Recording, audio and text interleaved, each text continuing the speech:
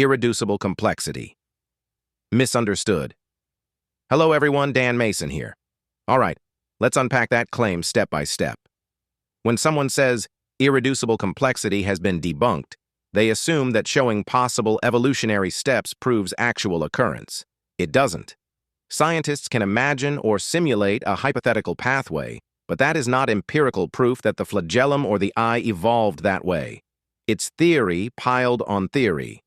The bacterial flagellum is not a simple propeller. It's a rotary engine with coordinated parts, like a drive shaft, stator, and bushings. Remove one part, and it fails. That's not a model of chance, it's a model of engineering. Abiogenesis and evolution, the inseparable pair. Abiogenesis and evolution are two sides of the same coin. Abiogenesis seeks to explain how life arose from non-life, while evolution explains how that life diversified. You can't have evolution without something to evolve. If abiogenesis fails, evolution has no starting point. Science still lacks a tested, reproducible model of abiogenesis. Not one experiment has produced self-replicating, information-bearing DNA from inorganic matter. Without that, evolution's foundation collapses. You can't skip the beginning and call the middle proof. Logical errors. The story without a witness. The evolutionary narrative is full of circular reasoning. It begins with the assumption that life arose naturally, then uses that assumption to interpret evidence that supposedly proves it. When fossils fit, they're proof. When they don't, they're missing links. It's an ever-moving goalpost. The idea that co-option explains complex systems renames the mystery. It doesn't show how random mutations and natural selection could orchestrate the precision we see in molecular machines, biblical truth and scientific pride.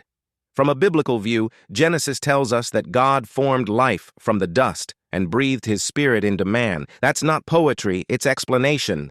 Science denies the act of creation because it admits no divine cause.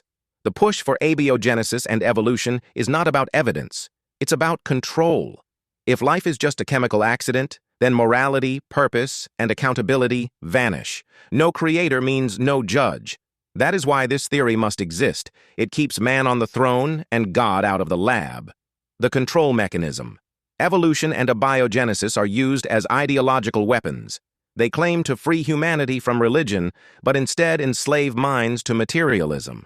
Students are told to follow the science, not question it. Those who doubt are mocked as ignorant. That isn't science. It's indoctrination. Actual science welcomes scrutiny. This movement suppresses it. The endgame is control. Control of education, control of moral standards, control of who gets to speak and who gets silenced. The common sense reality. Look at the world around you.